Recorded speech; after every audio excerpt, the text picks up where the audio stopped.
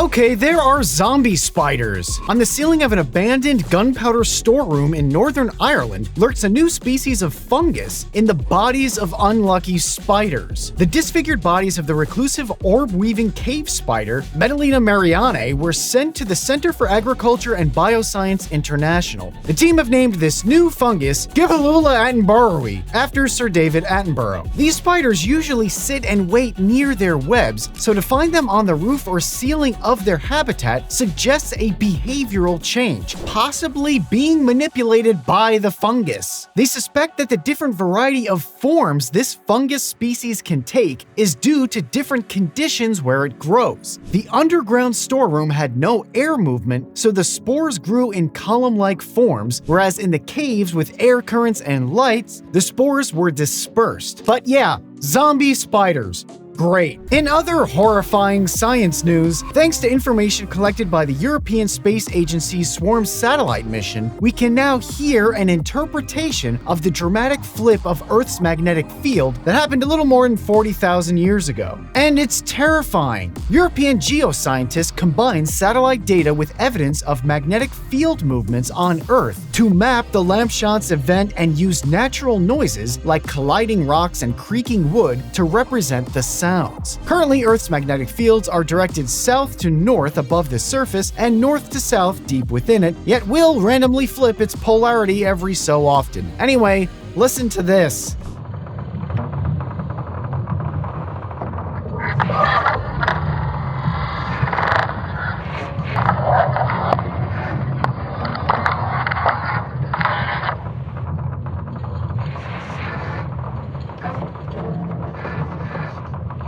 Okay, this is the latest in science news. This is Mindblow. These birds are old. The first true bird fossils might have just been found in Chinese rocks dating back 149 million years ago. These fossils provide more evidence that birds were diversified by the end of the Jurassic period. One of the fossils, named Baminoris gensis, has a unique combination of features such as bird-like shoulder and pelvic girdles, plesiomorphic hand structures like that of non-avian dinosaurs, and a short tail ending in a compound bone called the pygostyle, also featured in living birds today. This discovery pushes back the appearance of this bird feature by 20 million years. If you haven't noticed, we're getting a lot of humanoid robots. Mentee Robotics has just unveiled Mentee Bot V3.0, a fully integrated humanoid robot powered by dual Jetson Orin AGX processors. Compared to competitors, Mentee Bot has custom-built actuators that provide up to 3 times more power,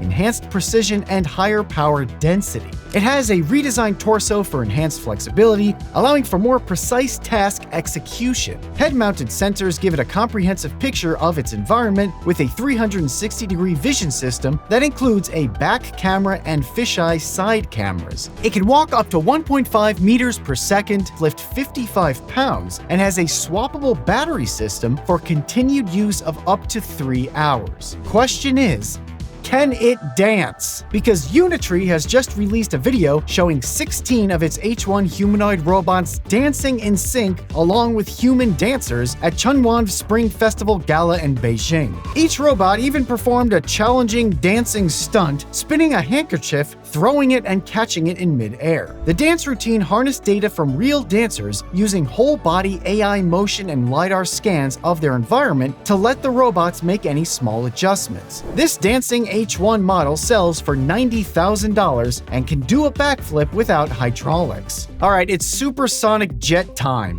The XB-1, a supersonic passenger jet prototype by Boom Supersonic, just surpassed Mach 1.122 at a 10.7 kilometer altitude over the Mojave Desert. This test validated technologies that will be scaled up for the Overture, Boom's Mach 1.7 jet. Overture is designed to carry 64 to 80 passengers passengers at altitudes up to 18 kilometers. Currently, Boom is focusing on several supersonically viable options, like flights from Tokyo to Seattle, reducing an 8.5-hour flight to about 4.5, Los Angeles to Sydney, and New York to London, reducing 6.5 to 3.5 hours. It could fly about 20% faster over land than current commercial jets. XB-1's supersonic flight is the first independently developed jet to break the sound barrier and first human-piloted civil supersonic flight in decades. And if successful, Overture would become the first commercial supersonic airliner